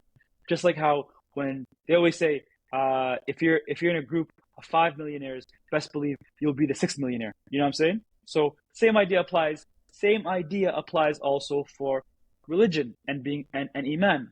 If you are among 5 brothers who are mindful of their Iman and are constantly telling you to do good, then best believe you will naturally do good. Like you know, it's a law of attraction. Okay, you may not be the most knowledgeable person in that group, but best believe through osmosis you will absorb the knowledge and you will eventually learn it and go through it and benefit. And then lastly, one of my favorite things, and you did it a couple of weeks ago, is Umrah. Umrah is a great Iman booster. I think Umrah is one of the best. And I always tell people this. Remember I told you, the first thing I told you was your Iman will boost after Umrah. And, absolutely. And only people who go to Umrah will understand what I'm saying. When you do Umrah, your purpose of life will make sense. Like you see the bigger picture. Something about those movements and the intentions and the cloth you're wearing and the circling of the Kaaba, everything. Like now, as I'm saying it, you don't really clock it, but when you do it and you're in the motion and you feel that you are basically a gear in this huge purpose of life, and you are doing something that's above you, for something that's untangible and above you and above the heavens. You know, so it makes sense, and that's why I always try to advocate people try to do Umrah at least once a year if you have the financial capabilities, and just to reset your mind, reset everything, and it's a good way to cleanse yourself and detox. You know, obviously Hajj is expensive, and Hajj is only mandatory once in your lifetime as a Muslim, but Umrah, bro, do it as often as you can if you can. Once is enough, but if you have the capabilities to do it more than once, I always advocate for Umrah. I always advocate it. 100%. That's a good one. That's a nice one at the end, because I felt that, and that was just last month, and it's still resonating today. The residuals are still here, you know. So that's a good one. For the sake of time and also and everything, I just give two different ones. Everybody's kind of said everything. I think number one is going to the theme that AB said, just do your reps with the Qur'an. You know, I'm in the stage right now where I'm going to read the whole Qur'an throughout the entire year. So I have how many pages I need to read each night. Inshallah, you know, that I'll be able to read the whole Qur'an by December 31st of this year. So that's where I am right now. So I'm just going to keep reading. And then my Qur'an actually has like explanations of everything I'm reading at the bottom. So I actually can get some knowledge right there. Like I have a teacher right there. So alhamdulillah. And I think the second thing is, this is what I actually saw during Umrah. There's a connection with the Qur'an. There's a connection with the religion when you know Arabic. And as a revert, I haven't learned Arabic yet. It's incumbent on me to do so, right? I have to learn. And when I was in Umrah, I was kind of just like dumbfounded when I saw the Kaaba for the first time. I was just shocked. Like, and I said, I went back to my 15-year-old self when I started this journey. But when I looked back and I saw my wife, you know, she was a lot more emotional about it. And I thought about it and I asked her and reflected on it. And part of the reason is because she actually can read, you know, the Quran in Arabic. So when you read it in Arabic, it has such a poetry to it. It has such an iambic pentameter to it. It's a certain flow to it. It's beautiful, mashallah. So you just connect with it a lot more. And I really feel like I'm missing out on that part of my connection to the religion and also to the holy book of the Qur'an. So I feel like that's the next step. Let's get over my fear and start learning some Arabic, because I know my Arabic is trash. I pronounce things crazy sometimes. Like, why did I say that? People looking at me like, okay, I know what he's saying, but he's not saying it right. He's super American when he says it. So I understand and I get it. I can take the jokes and stuff, but that's where I am. That's the part of the Iman boost that I'm looking for. So inshallah, those are accepted. So all right, inshallah. All right, so. We went through some heavy hitter questions, and now we're at the question where we're going to put Eamon B on the spot. I'm excited for this one. Woo! I'm excited. This is where it matters. I'm playing it up, man. It's some good questions. We can all, interject as well if we have anything to say about these as well. But as I want to say, Eamon does not know what I'm going to ask him at all. He does not know. So let's go to the first question. Let's get Brother Eamon, if you won $1 million tomorrow, what would you spend it on? I'll probably start a business. Start a business. Really? 100%. Flat out? 100%. What would that business be? That's my another question. We can hold it off and talk offline if you don't want to mention it out in the public. I mean, there's already, I already have a few businesses that I, inshallah, one day want to start, but right now I don't necessarily have the capital for, so that would be the capital for it. Inshallah. How many banks do you have to rob to get capital for you? Yeah, right? Not that many. Huh? Not that many. One's enough. Flipper over here, bro. Listen, he's gonna get 1 million. If he gets 1 million, I think that's enough. It's more than to start something. Yeah, inshallah. 1 million. He got 2 businesses. He's good, man. Right? Easy. Yeah. Easy. Make it 3. Get a little tea time business. You know what I'm saying? Franchise. Tea time, bro. Tea time, bro. Yeah. Actually, this next question, just for the people, and since I'm yes today, one of the businesses which I'm very passionate about, and I would probably use it to start, is a production company to start creating podcasts, and obviously kind of formalize the Journey Home podcast right now, but then also use it to start share it. Become like a production house for a lot of other content creators. Yes. AB, you're gonna say something, man. Don't hold your tongue now. He's gonna say something. I saw you. No, he's gonna give bare men some studio time, Yeah. Everybody gonna be in there like, yeah, man, I need to put down 16 bars, you know what I'm saying? So where's the studio at? Yeah, I got a hot track, hot fire. I got a hot 16 to let out right now. Let's do it, man. You're gonna be spitting for Jay-Z, like people gonna have that gusto, But no, that sounds cool, man. I could actually see you really doing that. You're doing it now, but I know if you had the capital, I could easily see it. Inshallah, brother. Inshallah. This next question, I actually want all of us to kind of answer, but Eamon's always going to be first as our guest. Name the most impactful movie you have ever watched and why. Sheesh. Impactful. This had you thinking. Had you doing. You guys can go ahead first if you have one on top of your head. I'm trying to think. I have one. My first instinct is Coach Carter for some reason. Talk about that. That's a great movie, man. Richmond. Yeah. Richmond. I don't know. When I first watched that movie, I was in my basketball bag, if you want to call it that, and I was in my high school basketball career, and I was captain of the team and this and that and all of that, and so it was very I don't know, it was impactful, bro. I don't know. Yeah. Little about we playing basket. little Bow out here. Those out here getting the corner and stuff. Yeah. I wish, man. I wish. Nah, that's what's up, bro. That's what's up. Movie for me. It's a little lighthearted one. Yeah. AB, what's your movie? Thought about one? impactful movie where man, there's so many, man. There's bro, you know what's funny? So the other day I was talking to my siblings, right? And then this is back in the VHS days. So the VHS videotapes that shows you how old we are.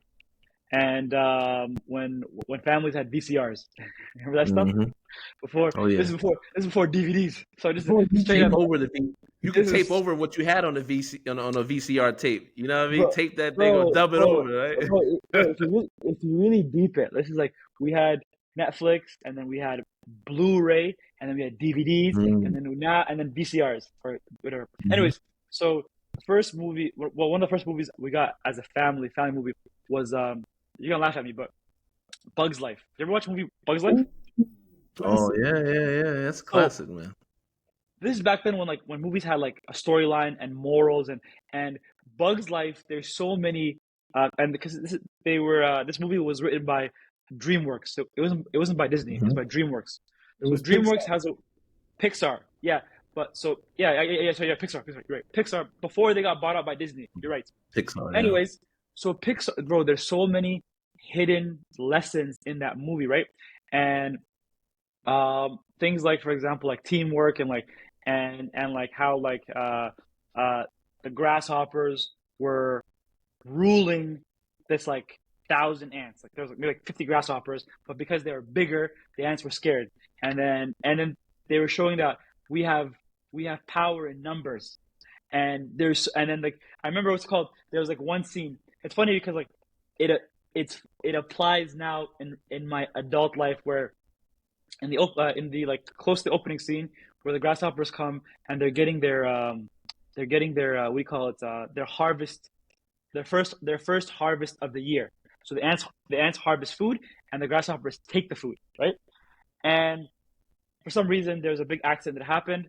The main character breaks the rocks, like he hits the rocks, and all the food falls into the water. So all of the food that they've been gathering on the island goes into the water. So when the grasshoppers come, they're like, yo, where the hell is the food? Fast forward a little bit, the leader of the grasshopper goes to the princess or the queen, because the queen's getting old. So the princess now is taking over the management. And then he says this one iconic line. And then he goes, who did this? And then she goes like, it was like, it wasn't us. There's a mistake, blah, blah. She's making excuses because she's a young princess. And then he goes, rule number 1 of management: everything is your fault. You know, that was the line. And like my siblings and I'm like, bro, do you remember all the crazy lines?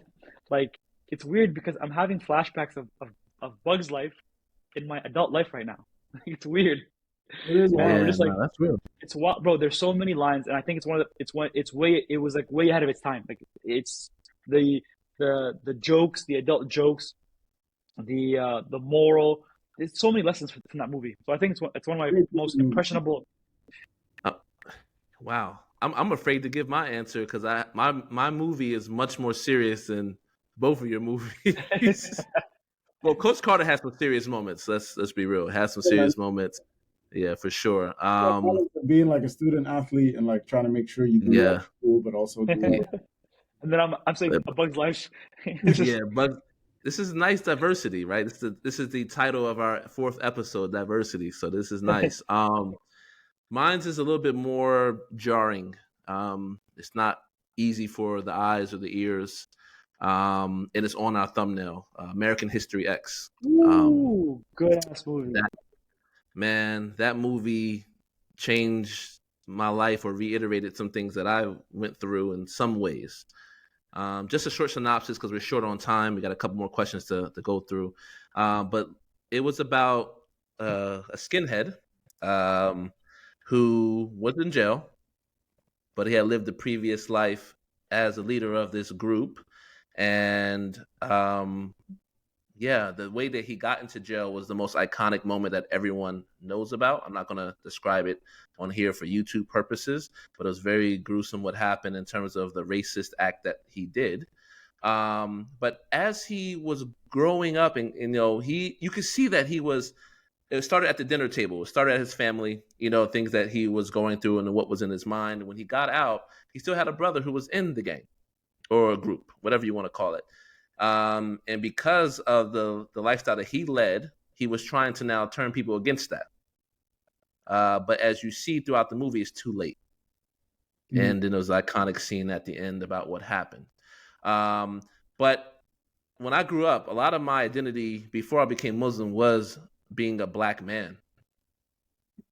And being in America, hearing stories, things happening to myself, things happening to friends, older people in my, community, grandfathers, grandmothers telling you things, great-grandfather, all these things, right? So that was my identity. And I really stuck to that, and I really perceived everything through a black and white identity. And that movie kind of scared me because there's people out there who really want to do you just for the color of your skin. And I don't want to say it's a YouTube term, but they want to take your life. And that scared me, and it makes you think about the rawness of the world. And my mother, my stepfather, put that in my mind a lot. Like, son, we love you, but outside this house, we don't know who's going to love you. You don't know what's going to be your day when you have to deal with this, and we got to come home. We got to cry and figure it out things because you brought something to our table, and we just want to make you sure you come home every day. That was their fear, that just want my son to come home, want all my kids to come home. So the moral of what I'm trying to say is that in this movie, it showed me that what you did in the past, you can't escape. That's still going to come, and roost its ugly head sometimes. You have to deal with it, negative or positive, right? And then also that is a redemption story. People can change. The people that you think wouldn't change, they're the ones on the road to redemption. They're on the road to accountability. They're on the road to transform themselves and others. So I think that's pretty interesting. And those are the two kind of lessons that I got from that movie. So now we have 3 other questions here as well. We're going to go through quickly, guys. 1 minute tops with the answers. Iman, 3rd question. What do people misunderstand about you the most? And why? Ooh, that's kind of deep. That is a deep one, man. I think no. I'm a very quiet, reserved person in general, but I'm more of an observer than an active. Like when I sit in a group, I could be driving conversation, but I could also have my days where I'm just an observer, a listener, stuff like that. So I think people don't never know which side to put me on or where to place me. But I always use that to my advantage. So it's I think it's something that people misunderstand about me, but it's also something I'm very comfortable with. It's not an insecurity in any way. Yeah. Interesting. Do you ever felt that limited you in any way?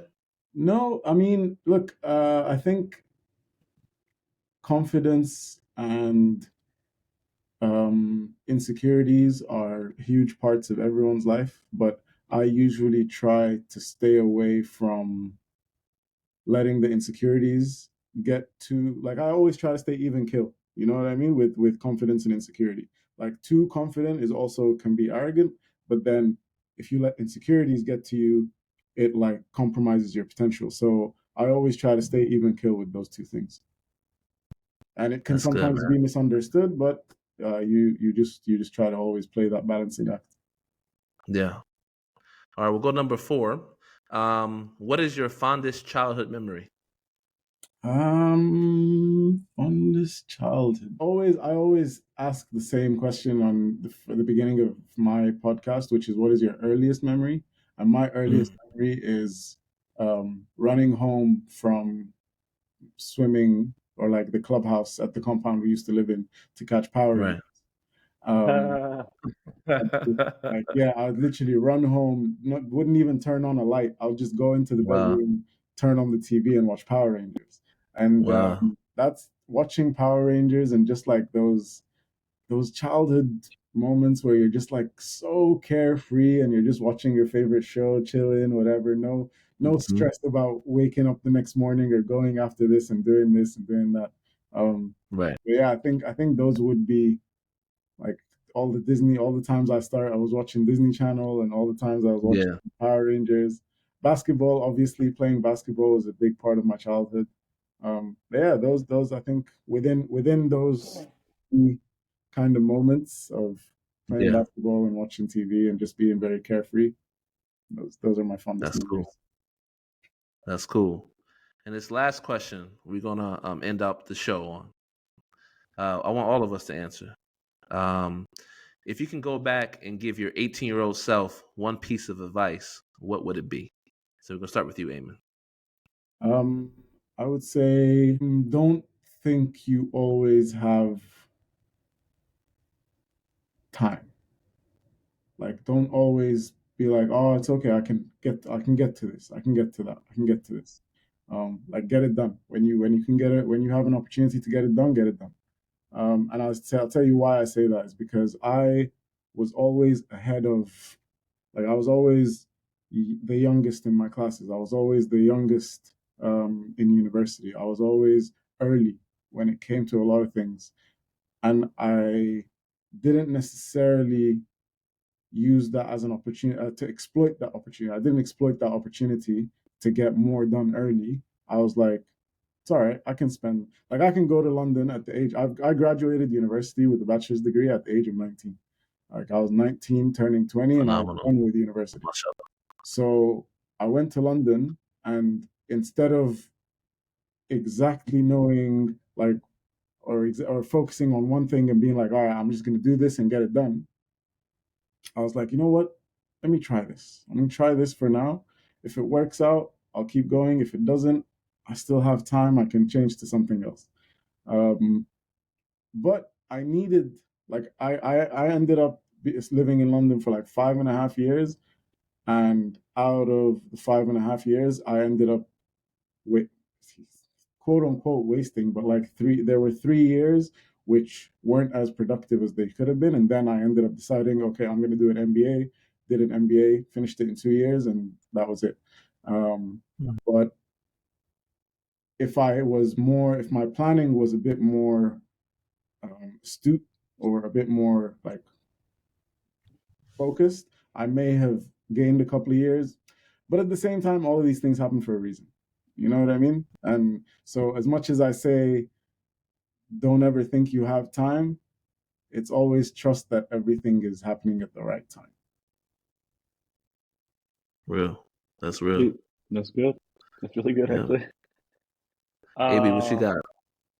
You know, it's funny, this question it always makes me laugh, because if I was to go back to my 18 self and give advice to my 18 self, this version of me wouldn't exist. You know what I'm saying? Because if the advice I would give would have a newer version, for better or for worse, whatever that version is. And the advice that I'm giving is based on the knowledge that I have now. You feel me? So I always laugh at this question, because when you really deep it, it's like you're erasing what you are now to potentially get something better that you have no idea, and you're forgetting the whole journey behind you of how you got to where you are now. You know, but I would even, like, for me, I would say, like, I would keep it simple. I would say focus on whatever you can control. Okay, any variable that's in your power, focus on that, whatever. And if you really deep it, there isn't that many things that I can focus on, or there isn't that many things that I can control. Okay, everything else is an unknown variable, and when it comes, it comes, and if it doesn't come, then tomorrow's a new day. Even though tomorrow I'm not promised, but tomorrow's a new day, and then I'll deal with it when I deal with it. You know, so we're in this, rather than and this goes back to what Eamon said, rather than looking at life as a sprint, it's more so a marathon. You know, so some people are running a 2K marathon. Some people are running a 10K marathon. Some people are running, a 100K marathon. You know, so we need to. We're in for a long time. Okay, whatever a long time is, we're in for that. And when you have this, and obviously, when you see a marathon runners, when they run, there's checkpoints. You know, so now that I've completed, if I'm running a 10K race or whatever, a 15K race, I have checkpoints of each amount of kilometers or 2 kilometers that I've run, and that's how life should be viewed. Okay, so those checkpoints are your goals, whatever your goals are, whatever success you want to do in your life. That's it. So now and when you hit each checkpoint, that is a moment of success that you feel a point of, and there's going to be variables that come along the path. Okay. And those variables, whatever variables I can control, whatever unknowns I have power, then those things I worry about. And I could do my best to either solve it or, find someone that could solve it or whatever it is. And then whatever I can't control is out of my power. So it is what it is. That's it. That's what I would say. Right. You make a good point. Yeah. Because sometimes it's like, well, if I gave myself that advice, I wouldn't be this version of the person who I am. So it makes sense. I'm going to close it out really quick. I just feel like at 18, I would have told myself more about learning the financial system and how it really works. Being an American, I'm born into debt. You're born into the debt culture. You're born into the interest culture. You feel like this is normal. You feel like that if there's no one there to stop you from doing this, you'll just borrow this, pay it back later, make 4 installments to pay it off. I mean, all these things. And obviously I wasn't Muslim at that time, so I wasn't locked into how problematic debt can be. I could pay off school, nowhere, take another loan out, blah, blah, blah. And I just, I would tell my 18-year-old self, hey, man, make more money, spend less money, and do everything with cash, right? Credit scores don't matter if you're not using credit. Doesn't matter, right? Your score doesn't work. It doesn't matter. But if I pull my money in, I make some money, I'm preparing myself because, as men, we have to make something of ourselves in society. If we don't, we're a bum, we're scrubs, no one's there to help us. And so therefore, how you get your money right sometimes increases your swag. Like, I feel confident. Yeah, my money's good. Nice money in the bank, things like that. Doesn't say they shouldn't have fun, right? There's a season for those things as well.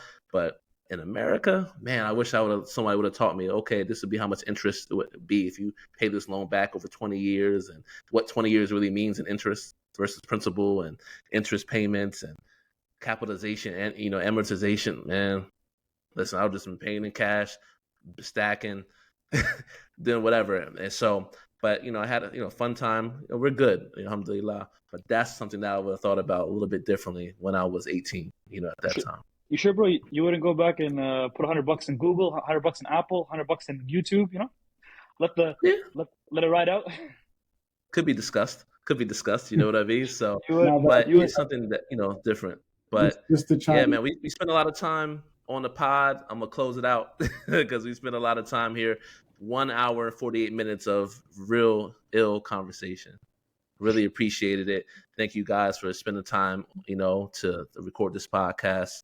And as we always do in the Expat Bros land, signing off. Peace. Adios. Peace out. Peace.